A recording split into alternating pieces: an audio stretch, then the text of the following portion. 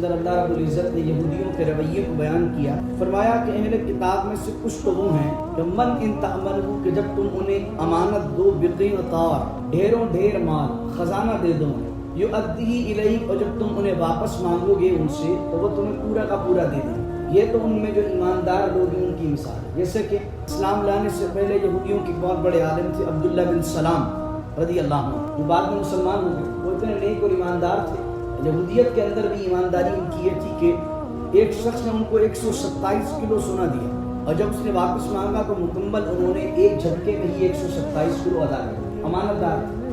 ان کی اللہ رب العزت نے تعریف کی۔ پھر اللہ کہہ رہا ہے وَمِنْهُمْ مَنْ إِنْ تَأْمَنْهُ بِدِينَارٍ، اور پھر ان میں سے کچھ لوگ وہ ہیں کہ ان کو تم امانت کے طور پر ایک دینار دے لا يؤديه إليك، تو وہ تمہیں وہ دینار بھی واپس نہیں کریں گے الا ما دمت علیہ قائما، یہاں تک کہ تم ان کے سر پر کھڑے رہ کر بار بار نہ مانو۔ یہ اللہ نے فرمایا ان بعض یہودیوں کی مثال ہے، اور اس کے اندر بہت سارے اس میں عمومی طور پر یہودی اس طرح کے ہوتے ہیں۔ اب یہاں پر قرآن کا اسلوب آگے دیکھیں کہ قرآن کریم جب کسی گروہ کی بات کرتا ہے تو مکمل طور پر اس کو برا نہیں کہتا، بلکہ اگر اس میں کچھ اچھے لوگ بھی ہیں تو ان کی تعریف بھی کرتا ہے۔ ہم کیا کرتے ہیں جب کسی سے ہماری ٹھن جاتی ہے اور ہم کسی سے اختلاف کرتے ہیں تو پھر ہم ان کو ملیح میٹ کرتے ہیں، نہ اس کی اچھائی کو دیکھتے ہیں نہ برائی کو۔ قرآن کریم دیکھیں یہودیوں کی اہل کتاب کی بات کر رہا، اور اہل کتاب کتنے زیادہ تحریفات اور غلط کام انہوں نے کیے، اللہ کے عہد پیمان کو توڑا۔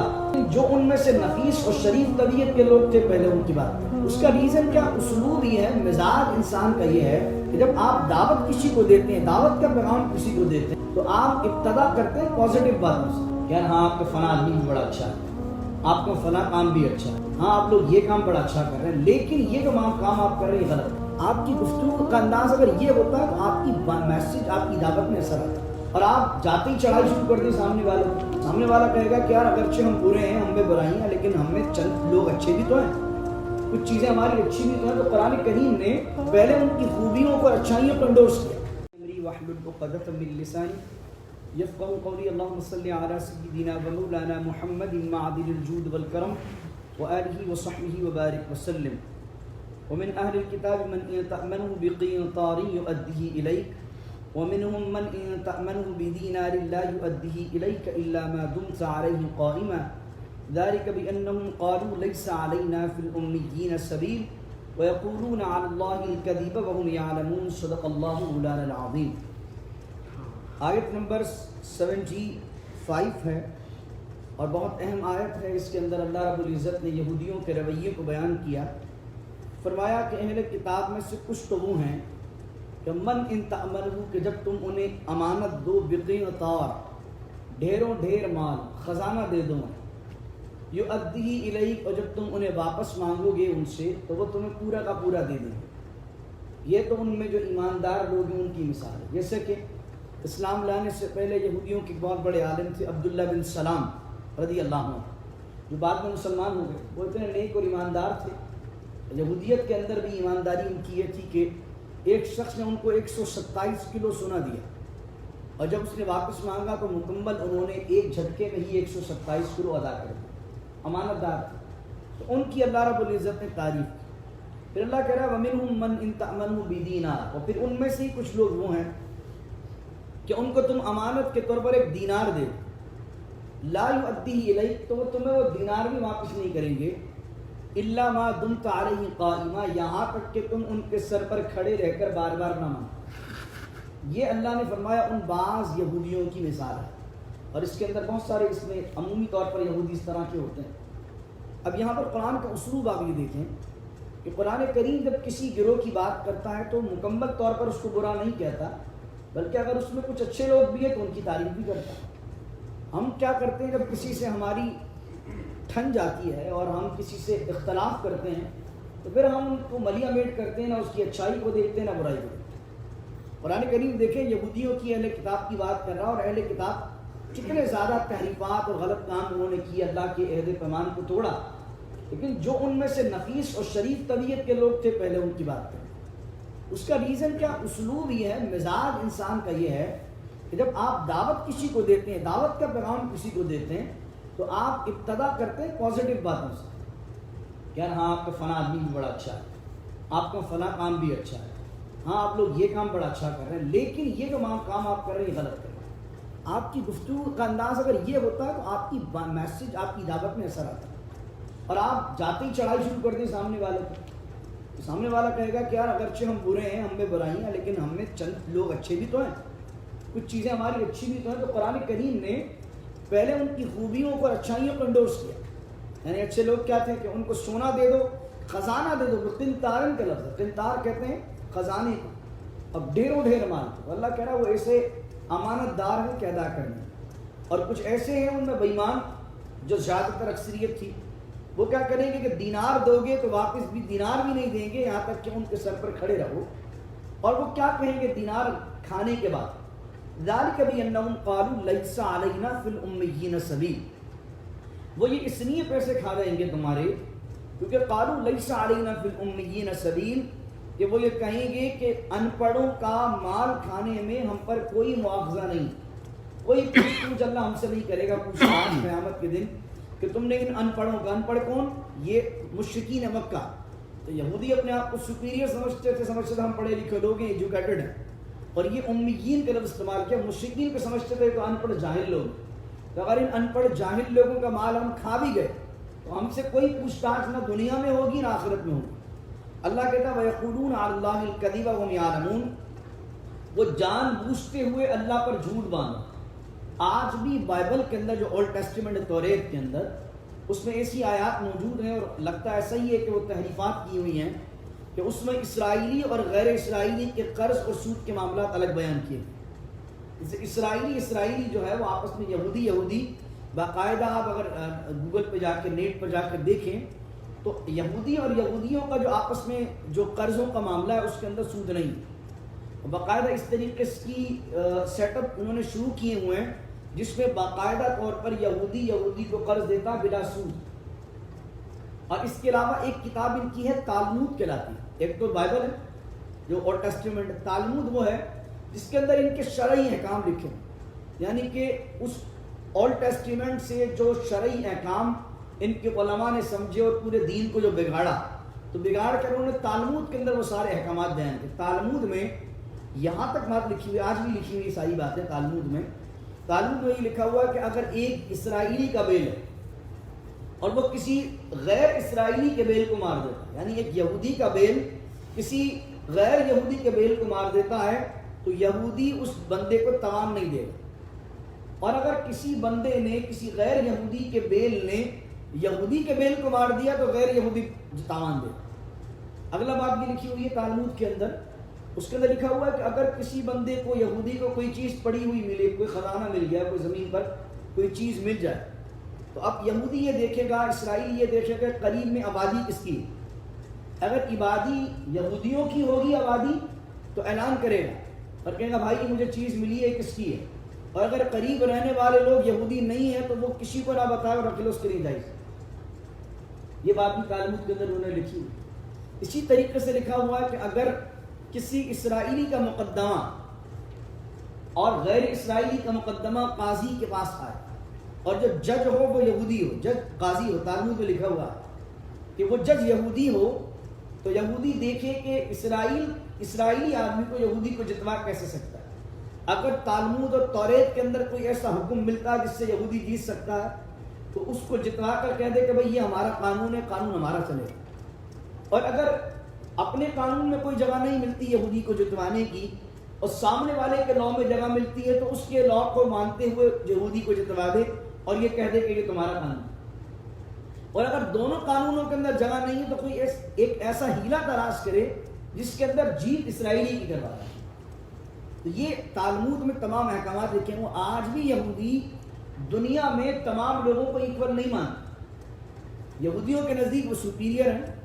ہم لوگ کرسچن لوگ، یہ تمام جتنے مسلمان ہوں یا کوئی اور مذاہب کے لوگ ہوں، یہودیوں کے نزدیک ہم ان کے برابر نہیں، کیونکہ وہ اپنے آپ کو سپیریئر سمجھتے ہیں، افضل سمجھتے ہیں، اعلیٰ سمجھتے ہیں، اور وہ تو اپنے آپ کو قرآن نے بھی کہا نا وقالت الیہود والنصارى نحن ابناء اللہ واحباء، وہ کہتے تھے ہم تو اللہ کے محبوب ہیں اور اللہ کے بیٹے ہیں۔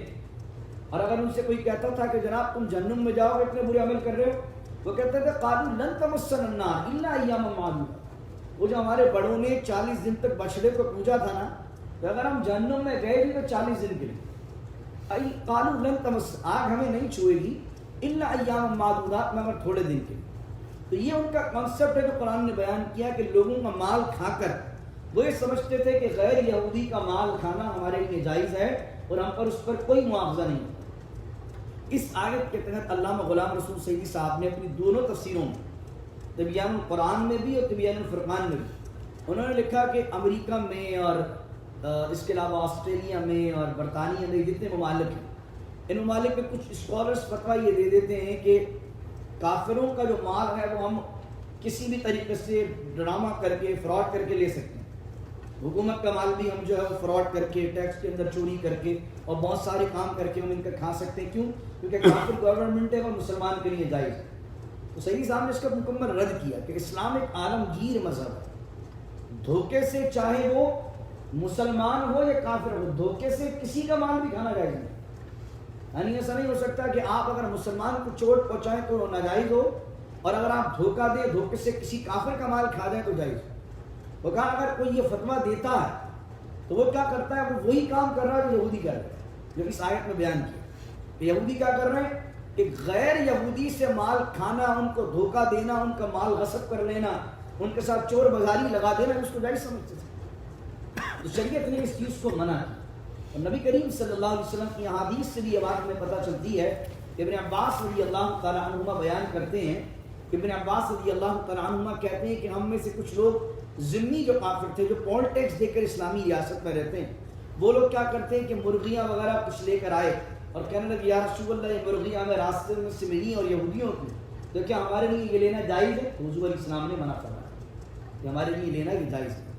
اسی کے تحت علماء نے لکھا کہ علامہ سعیدی صاحب تو سختی سے منع فرماتے ہیں کہ کوئی بھی ڈیل ایسی کہ جو اسلام نے منع کی ہے وہ کافر کے ساتھ بھی جائز نہیں. اب اسی طریقے سے آ جائیے کہ جو علماء اسی بیس پر کہتے ہیں کہ جناب کافر کو اگر آپ جو ہے وہ مال دیں گے تو اس سے سود لینا جائز ہے. بہت سے اسکالرز نے یہ بھی لکھا کہ مسلمان سے سود لینا جائز نہیں ہے، لیکن اگر آپ کافر کو $1,00,000 دے رہے ہیں تو اس سے آپ 1,20,000 ریٹرن لے سکتے ہیں کہ آپ کا فائدہ. اس آیت کی روشنی کے اندر علامہ سعیدی صاحب کہتے ہیں یہ بھی جائز نہیں، کیونکہ وہ کہتے ہیں کہ جناب جب مسلمان سے ایک چیز غلط ہے تو وہ کافر سے بھی غلط ہے، اور یہ کرنا کہ کافر سے صحیح ہے اور مسلمان سے غلط ہے، تو یہ چیز کرنا تو یہ تو یہودیوں کا ہی طریقہ ہوگا. لیکن مورگیج کے معاملے کے اندر جب ہم کسی کا گھر اپنا گھر لینے جاتے ہیں تو اس میں مسلمان کا فائدہ غالب ہوتا ہے، اور مسلمان اس کے علاوہ کسی اور آپشن کے تحت اپنے گھر کا کبھی بھی مالک نہیں ہو سکتا.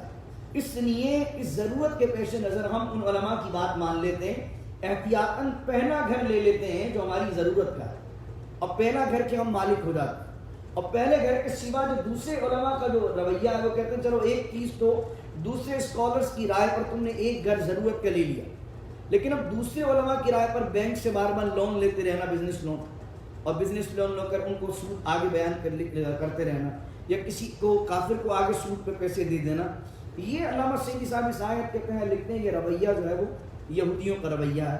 یہ انہوں نے تفصیل کے ساتھ اپنی کتابوں میں اس کو بیان کیا. تو یہ علماء جب سود کے معاملات کو بیان کرتے ہیں، تو کچھ دن پہلے جب وہ سورہ بقرہ کی سیکنڈ لاسٹ رکوع چل رہا تھا تو میں نے وہاں بھی آپ کو بیان کیا تھا ڈفرینس آف اپینین کیا ہے، اور جو علماء ناجائز کہتے ہیں ان کا اپینین کیا ہے. وہ جو ناجائز کہنے والے وہ ان آیات کو دلیل بنا رہے ہیں، اور جو جائز کہنے والے وہ لا ربا بین المسلم والکافر کے تحت مورگیج کے گھر کو جائز کرتے ہیں. لیکن جب علماء مورگیج کے گھر کو جائز کہتے ہیں تو آدمی کیا کرتا ہے؟ انگلی پکڑتا نہیں ہے، پھر وہ پورا کندھے تک چلا جاتا ہے. تو کہتا ہے جب مورگیج کا ایک گھر جائز ہے تو 10 گھر بھی لے لیتا ہے، اس کے ساتھ ساتھ بینک سے دراز لون بھی لے لیتا ہے، بزنس لون ایک بہت زیادہ لے لیا جاتا ہے. اس طریقے سے کافروں کے ساتھ ہر معاملے کو جائز کر دیتا. تو اگر کہیں ڈفرینس آف اپینین آ رہا تو جہاں تو آپ کی ضرورت پڑ رہی ہے اور آپ علماء کے فتاوا کو فالو کر کے ان کی ریسرچ کو فالو کرتے ہوئے جو جائز کا فتویٰ دیتے ہیں آپ ان پر عمل کر رہے ہیں، چلو پھر کہیں کسی صورت کے اندر ہم یہ کہتے ہیں کہ اس آدمی نے ایک عالم کی، ایک علماء کی، ایک جماعت کی ریسرچ کو فالو کیا. لیکن اگر آپ ان علماء کے ان فتاوا کو لے کر مکمل حدود سے باہر نکل جاتے ہیں اور جہاں ضرورت نہیں بھی ہے وہاں بھی سودی معاملات پہ پڑ جاتے ہیں، تو پھر آپ کو یہ آیات بھی یاد رکھنی چاہیے جو آج میں نے بیان کی. تو ان دونوں علماء کی رائے کو دیکھ لیا ہم نے جو میں نے سیکنڈ لاسٹ رکوع سورہ بقرہ میں بیان کیا تھا، اور جو میں نے آج بیان کیا یہودیوں کا رویہ، اس سے ہم نتیجہ کیا سمجھیں گے؟ اس سے ہم نتیجہ سمجھیں گے کہ ہمیں مڈ میں رہنا ہے، ہمیں اعتدال میں رہنا ہے، ہمیں حد سے باہر نہیں نکلنا، یعنی اس ملک میں رہتے ہوئے جہاں ہماری مجبوری آ جائے اور ضرورت شدیدہ آ جائے، جیسے میں نے کہا مورگیج کا مسئلہ، یا اس کے علاوہ کوئی اور مجبوری آپ کی آ جاتی ہے، اور اس مجبوری کے تحت علماء نے کسی مسئلے کو جائز لکھا ہوا ہے، تو جس کنڈیشن میں جائز لکھا ہوا ہے بس اس کنڈیشن تک رہیے، اس کنڈیشن کو لے کر مکمل حد سے باہر نہ نکلیے۔ اور یہ لوگ اس پر بحث کر رہے ہوتے ہیں بابا، یار جب یہ جائز ہے تو پھر یہ چیز جائز کیوں نہیں، پھر یہ ہے تو یہ جائز کیوں نہیں؟ بھائی ایک چیز جائز آپ کے لیے اس ملک میں رہتے ہوئے ضرورت کے تحت علماء نے کہہ دیا کہ چلے اس پہلو کے تحت یہ شریعت کی ہمیں دلیل ملتی ہے، تو اس دلیل کے ملتے ہوئے ہم نے ایک چیز کا جائز کا فتویٰ یہاں دیا، اور میجورٹی آف اسکالر اس ملک میں رہتے ہوئے ایک چیز کو جائز کہہ رہی ہے، آپ کر لیجیے۔ لیکن جس طرف علماء ناجائز کہہ رہے ہیں ان کے پاس بھی یہ دلائل، تو پھر ان دلائل کی روشنی کے اندر ہمیں احتیاطی رویہ اپنانا چاہیے کہ جہاں ضرورت ہوگی وہاں ہم عمل کریں گے، اور جہاں ضرورت نہیں ہوگی تو احتیاط کا تقاضا یہ ہے کہ ہم وہ عمل سے پیچھے رہیں گے تاکہ ہم اس عمل میں نہ پڑ جائیں جو یہودی کیا ہے۔ میں سمجھتا ہوں بات مکمل طور پر ایک معتدل بات آپ تک میں پہنچانے میں کامیاب ہو گیا ہوں، مڈ میں رہی۔ پھر فرمایا بلا من اوفا بعہدہ واتقى فإن اللہ يحب المتقین۔ اللہ کہہ رہا بلا کیوں نہیں، یہ جو تم غیر یہودی کا مال بھی کھا جاتے ہو اس پر کیوں تم سے اللہ پکڑ نہیں کرے، ضرور پکڑ کرے۔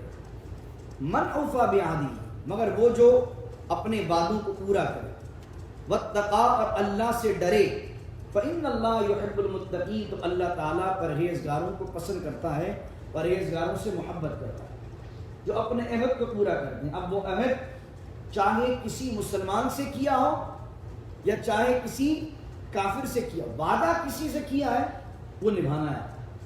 عہد جو ہے وہ اوفو بالعہد، عہد کے بارے میں، وعدے کے بارے میں اللہ کہتا ہے وہ پورا کرو، اس کے بارے میں سوال کیا جائے۔ علامہ ڈاکٹر وہاب زحیلی رحمہ اللہ بہت بہترین ایک فقیر ہیں، انہوں نے کہا حقوق اور امانت کے معاملے میں، یعنی رائٹس کے معاملے میں، اور امانت اگر کسی کے رکھی ہوئی ہے اس میں مسلمان اور کافر کے درمیان کوئی فرق نہیں، یعنی جس طرح ایک مسلمان کے پیسے اگر امانت رکھوایا جائے، جس طرح ایک اس کی عزت ہے، اس کی ایک ریسپیکٹ ہے، اس کے ایک حفاظت کا معاملہ کیا جائے گا، اسی طریقے سے اگر امانت کافر کا پیسہ ہے تو کافر کا پیسے کی بھی وہی ریسپیکٹ ہے، اسی طریقے سے اس کی حفاظت کی ہے۔ رائٹس کا معاملہ آئے گا تو ایسا نہیں کہ آپ کے دو پڑوسی جو ہیں وہ مسلمان ہیں تو آپ ان کو اذیت نہ دیں، دو پڑوسی آپ کے کافر ہیں تو آپ انہیں اذیت دے دیں، کیا مسلمانوں کو دینا جائز نہیں ہے، کافروں کو دینا جائز۔ کیونکہ اسلام ایک عالمگیر مذہب ہے، اسلام یہ چاہتا ہے کہ کافر بھی آپ کے رویے کو اور اخلاق کو دیکھ کر آپ کی طرف قریب آئے، نہ کہ آپ کے ایسے رویے کو دیکھ کر دین سے دور بھاگے۔ اسلام کوئی صرف چند ملکوں کے لیے دین نہیں آیا، بلکہ اسلام کو سارے عالم کے لیے آیا۔ اسلام یہ نہیں چاہتا کہ جتنے مسلمان ہو گئے بس یہ مسلمان رہیں، باقی دنیا کافر بن جائے۔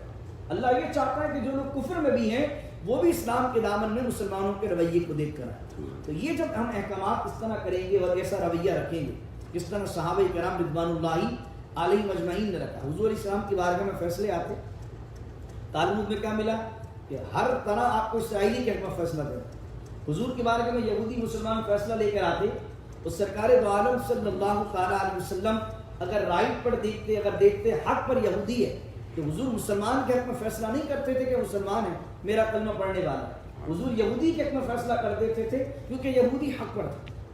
یہ اسلام کا نظام انصاف ہے، یہ اسلام کا نظام عدل، اس پر ہمیں چلنا چاہیے۔ پھر آگے کہا ان الذین یشترون بعہد اللہ، اور بے شک وہ لوگ جو بیچ دیتے ہیں، مبادلہ کرتے ہیں، تبادلہ کرتے ہیں، بعہد اللہ اللہ کے عہد کا، وایمانہم اور اپنی قسموں کا، یعنی کوئی مال ہے کسی کی امانت کھا لی اور قسم کھا گئے اس کو، جس طرح حضور علیہ السلام کی بارگاہ میں ایک یہودی نے کسی مسلمان کی جگہ پر قبضہ کر لیا اور مسلمان اور یہودی مقدمہ لے کر حضور کی بارگاہ میں، تو حضور صلی اللہ علیہ وسلم نے مسلمان سے پوچھا کہ تیرے پاس کوئی گواہ ہے؟ تو مسلمان نے کہا کہ یا رسول اللہ میرے پاس گواہ تو کوئی نہیں لیکن جگہ میری ہے۔ تو اب حضور نے فرمایا کہ یہودی سے کہ تو قسم کھا لے کہ یہ جگہ تو نے قبضہ نہیں کیا۔ تو مسلمان کہنے لگا یا رسول اللہ صلی اللہ علیہ وسلم یہ تو قسم کھا لے گا. تو حضور علیہ السلام نے فرمایا یہ قسم کھا لے گا تو کل بروز قیامت اللہ کی بارگاہ میں ذلیل و نامراد ہوگا. اور جو زمین کسی کی قبضہ آدمی نے کر لی ہوتی ہے کل قیامت کے دن توق بنا کر اس کے گلے میں ڈال دی جاتی ہے. تو اب یہ بات کی جا رہی ہے کہ جو اللہ کے عہد کو، یا اگر کوئی آپس کے اندر کوئی کمٹمنٹ آپ کا ہو گیا ہے، کوئی بزنس ڈیل آپ نے بنائی ہے، پر اب اگر کوئی اس سے پھرتا اور جب پھرنے کی باری آئے تو قسم کھا لے. خدا کی قسم یہ بات ہوئی نہیں. آج کل یہ جو کام یہودی کیا کرتے تھے کون کر رہا ہے؟ مسلمانوں سے ڈیل کر کے دیکھ لیں آپ. استغفر اللہ العظیم، کاروباری منڈیوں میں آج ہم یہ کہنے پر مجبور ہو گئے، یہاں بھی میں نے سنا ہے لوگوں سے پاکستان ہندوستان کے بنیا بڑا کھڑا ہوتا ہے کام کرنے کے اندر، اور ہمارے لوگ حاجی نمازی بنے ہوتے ہیں فراڈ کر رہے ہیں. یہاں میں سنتا ہوں کہ یار گورا اگر ہے تو وہ پیپر ورک پورا کرے گا، ہمارا دیسی اگر کام کرے گا تو ڈنڈی مارے گا. یار ہم تو مسلمان ہیں. جو مذمت قرآن نے یہودیوں کی بیان کی ہے، کفار کی بیان کی ہے، سارے کام آج ہم کر رہے ہیں. ہمارا کام تو یہ تھا اوفا بعہدہ واتقى فإن اللہ يحب المتقین. صحابہ کے دور میں، تابعین کے دور میں دیکھیں مسلمانوں کی دیانت، مسلمانوں کی قول کی مثالیں دی جاتی. مسلمان جان دے دیتا تھا لیکن قول سے پھرتا نہیں تھا. مسلمان میں یہ امانت کا معیار ہوا. آج ایمان والے کہلاتے ہیں لیکن بے ایمانی ہماری نسوں میں پھوٹ پھوٹ کر بھری ہوئی. ان الذین یشترون بعہد اللہ، اللہ کہہ رہا ہے کہ جو بیچتے ہیں اللہ کے عہد، وایمانہم، اور اپنی قسموں کو بیچ دیتے ہیں، ثمنا قلیلا، تھوڑے پیسوں کے، چند پیسوں کا فائدہ ہو جائے گا، اس چکر میں نہ دین کو دیکھتے ہیں نہ اپنی قسموں کو دیکھتے ہیں، قسم کھا لیتے ہیں جھوٹی. تو اللہ کہہ رہا اولئک لا خلاق لهم فی الآخرہ، ان کا آخرت میں کوئی حصہ نہیں. قیامت کے دن کسی اجر کا سوال ہم سے وہ نہیں کر سکیں. اور 5 مذمت بیان کی اللہ نے. آپ یہ دیکھیں اللہ تعالیٰ ایسے لوگ جو اللہ کے عہد کو توڑتے ہیں، جھوٹی قسمیں کھاتے ہیں کاروبار میں، لوگوں کی امانت غصب کرتے ہیں، لوگوں کی جائیدادوں پر قبضہ کرتے ہیں اور اپنے وعدوں سے پیچھے ہٹ جاتے ہیں. اب 5 چیزیں اللہ نے بیان کی قیامت کی، اور اس کے اندر آپ نفرت دیکھیے گا کہ ایسے لوگوں سے قدرت کس طرح نفرت کا اظہار کر رہی ہے. یہ کیسے خبیث فطرت لوگ ہیں جن سے اللہ تعالیٰ کس طرح بیزاری کا اظہار کر رہا ہے. اللہ کہہ رہا اولئک لا خلاق لهم فی الآخرہ، ان کے لیے، ان تمام کے لیے جو اللہ کے عہد کو توڑیں اور قسمیں کھائیں تھوڑے پیسوں کے عوض، آخرت میں ان کے لیے کوئی حصہ نہیں. دوسری بات ولا یکلمہم اللہ، اور اللہ قیامت کے دن ان سے کلام نہیں کرے. اللہ ان سے قیامت کے دن بات ہی نہیں کرے. اب آپ سوچئے قرآن کریم میں چند جگہ تو آتا ہے کہ اللہ رب العزت ہر ایک سے سوال کرے گا. تو علماء نے اس کا جواب یہ دیا ہے جو اس طرح کے مجرم ہوں گے، جو فساق و فجار ہوں گے، عہدوں کو توڑنے والے ہوں گے، خدا کے دین کا مذاق بنانے والے ہوں گے، کاروباری معاملات میں، امانت کے معاملے میں لوگوں کا پیسے کھا جانے والے ہوں گے، تو کل قیامت کے دن اللہ رب العزت ان سے کلام نہیں کرے گا. اس سے مراد یہ ہوگا کہ وہ اللہ سے ڈائریکٹ مخاطب نہیں ہو سکیں گے، اللہ فرشتوں کے ذریعے ان سے کلام کر رہا ہے. آپ بالکل اس کو سمجھ لیجئے کہ ایک شخص ناراض ہے، آپ عدالت میں جاتے ہیں، جج آپ سے بات کرنا نہیں چاہتے، آپ کی سننا ہی نہیں چاہتے. اب بتائیے حسرت کیسی ہو کہ آپ کی بات سنی نہیں جائے اور کہہ دیا جائے دو پولیس والوں کو اس کی سنو کیا کہہ رہا ہے، اور پڑھنی آپ کو جو ہے وہ چتر لگنے وہاں، تو کیسی محرومی اور خدا بات بھی نہ کرے. ولا یکلمہم اللہ، اللہ کہہ رہا اللہ ان سے بات بھی نہیں کرے. ولا ینظر الیہم یوم القیامہ، اچھا بات نہیں کرے گا. ایک اور مفہوم فرمایا کہ اللہ رب العزت جو اپنے نیک لوگ ہوں گے ان کی تعریف کرے گا لیکن ان سے کوئی نرمی کی بات نہیں کرے. ایک ترجمہ یہ بھی کیا ہے. اور بات کے علاوہ ولا ینظر الیہم یوم القیامہ، اللہ کہہ رہا ہے کہ جو فراڈ کرتے ہیں، دھوکہ دیتے ہیں، اللہ کے عہد کو توڑتے ہیں، وعدوں کو توڑتے ہیں، جھوٹی قسمیں کھاتے ہیں صرف تھوڑے پیسوں کے عوض، قیامت کے دن اللہ ان کی طرف نظر بھی نہیں کرے. اس سے مراد کیا ہے؟ خدا کی نظر رحمت ان کی طرف نہیں. اب مجھے بتاؤ کہ اللہ اگر کل قیامت کے دن نظر رحمت نہ کرے تو ہمارا ٹھکانہ کیا ہے؟ اللہ جس پر کل قیامت کے دن نظر نہ کرے، وَلَا يَنظُرُ إِلَيْهِمْ يَوْمَ الْقِيَامَةِ، اور اللہ کہہ رہا ہم نہیں دیکھیں گے انہیں قیامت کے دن، ان کی طرف نظر ہی نہیں کریں گے. اب اس کو ہم دنیا کے انداز کے اندر کیا کہتے ہیں، اس کو ہمارے سامنے سے دور لے کر، ہماری نظروں سے دور کرو. میں اسے دیکھنا بھی نہیں چاہتا، میں اس سے بات کرنا بھی نہیں چاہتا. یہ ہم اردو میں ہی جملے استعمال کرتے ہیں جب کسی سے مکمل بیزاری ہو، کٹ آف کرنا ہو، کسی کی صورت بھی نہیں بھاتی اور وہ کوئی ایسا مردود بارگاہ ہو جائے، اس کے ساتھ اس انداز سے کلام کیا جاتا ہے. اور اللہ تعالیٰ پہلے یہودیوں کی بات کو بیان کرتا اور پھر عمومی بات کرتا کہ جو ایسا کریں گے ثمناً قلیلا، پیسوں کے عوض. آدمی چند پیسوں کے، چند ٹکوں کے عوض اپنا ایمان بیچ دیتا ہے، چند پیسوں کے عوض اپنی رشتہ داری ختم کر دیتا ہے، چند ٹکوں کے عوض دوستی خراب کر دیتا ہے. تو یہ چند پیسے ہیں، یہ تمہیں دنیا میں بھی ذلیل و خوار کروائیں گے، اور قیامت کے دن حال کیا ہوگا؟ وَلَا يَنظُرُ إِلَيْهِ يَوْمَ الْقِيَامَةِ، اللہ نظر بھی نہیں کرے گا اس پر، یعنی نظر رحمت نہیں ہے. وَلَا يُزَكِّيهِمْ، اور پانچویں چیز یہ ہے کہ اللہ اسے پاک نہیں کرے گا. یعنی کل قیامت کے دن جنت کو جب جنتیوں کو جب جنت میں ڈالا جائے گا تو انہیں پاکیزہ کر کے جنت میں ڈالا جائے گا، ان کے پچھلے گناہوں کو معاف کر کے ڈالا جائے گا. وَلَا يُزَكِّيهِمْ کا مقصد کیا ہے کہ ہم ان کا کوئی گناہ نہیں بخشیں، ان کا ٹھکانہ جہنم ہے. پھر فرمایا وَلَهُمْ عَذَابٌ أَلِيمٌ، اور ان کے لیے دردناک عذاب. اب سوچیے حضور علیہ السلام کی بارے میں کیا حضور نے فرمایا کل قیامت کے دن یہ معاملہ 3 لوگوں کے ساتھ ہوتا ہے. اس میں سے حضور علیہ السلام نے فرمایا تیسرا بندہ وہ ہے جو اپنے مال کو جھوٹی قسم کھا کر فروخت کرتا ہے. اپنے مال کو جھوٹی قسمیں کھاتا ہے اور جھوٹی قسمیں کھا کر اپنا مال فروخت کر دیتا ہے. اب آیت آپ نے سنی اور حدیث آپ سن رہے ہیں. اب مجھے بتائیے مارکیٹ میں جو سیل مین ہوتے ہیں، اچھا سیل مین اسے سمجھا جاتا ہے جو خراب مال کو کسٹمر کو دھوکہ دے کر قسم کھا کر بیچ دے. بزنس اونر کی نظر میں سب سے بہترین سیل مین وہ، اس کی ڈیمانڈ ہوتی ہے، ساری دکان والے اس کو بلا رہے ہوتے ہیں تو میرے پاس آ جا، میں تجھے پیسے بڑھا کر دوں گا. کیونکہ تو آدمی وہ ہے کہ جو تو خراب مال کو کسٹمر کو چپکا دیتا ہے. اور آج کے دور کے اندر جو خراب مال کسٹمر کو چپکا دے وہ بہترین بزنس مین مانا جاتا ہے. سر یہ سب آدمی ہے کہ گٹھا مال بھی ہونا یہ کسی کو پہنا دے. اور کس انداز میں پہنا رہے ہو آپ؟ اللہ کے نام. فرمایا بعہد اللہ و ایمان، اللہ کے عہد کو اور اللہ کی قسموں کو تھوڑے سے عوض نہ بیچو. تو قسموں میں اللہ کا نام آ گیا، آپ نے اللہ کا نام لیا، اللہ کا نام لے کر سامنے والے کے ٹرسٹ حاصل کر دیا. تو اس میں دونوں چیزیں آئیں کہ آپ نے اگر اللہ کا نام لے کر کسی کا ٹرسٹ لیا، داڑھی رکھ کر کسی کا ٹرسٹ لیا، دیندار ہو کر ٹرسٹ کسی کا لے لیا، حاجی ہو کر کسی کا ٹرسٹ لے لیا، نمازی بن کر کسی کا ٹرسٹ لے لیا، لیکن آپ کا ان نماز پڑھنے سے، حج کرنے سے، داڑھی رکھنے سے آپ کی نیت دیندار ہونا نہیں تھا. آپ کی نیت تھا کہ کاروباری لوگ آپ پر ٹرسٹ کرنے لگ جائیں کہ یہ دیندار آدمی ہے، اور آپ نے اندر سے یہ سوچا ایک دفعہ ٹرسٹ بن گیا پھر میں لوگوں کو چونا لگاؤں گا. تو دیکھو یہ اگر تم نے کر لیا تو ہو سکتا ہے دنیا میں 4 پیسے بنا بھی لو، لیکن آخرت میں کیا کیا ہوگا؟ کوئی حصہ نہیں آخرت میں. اللہ کلام نہیں کرے گا، اللہ نظر رحمت نہیں کرے گا، اللہ پاک نہیں کرے گا، اور دردناک عذاب اللہ. استغفر اللہ. اب جو بندہ خدا کی رحمت سے محروم ہونا چاہے اور اپنی آخرت برباد کرنا چاہے تو دنیا کے چند ٹکوں کے بس یہ کام کر لے.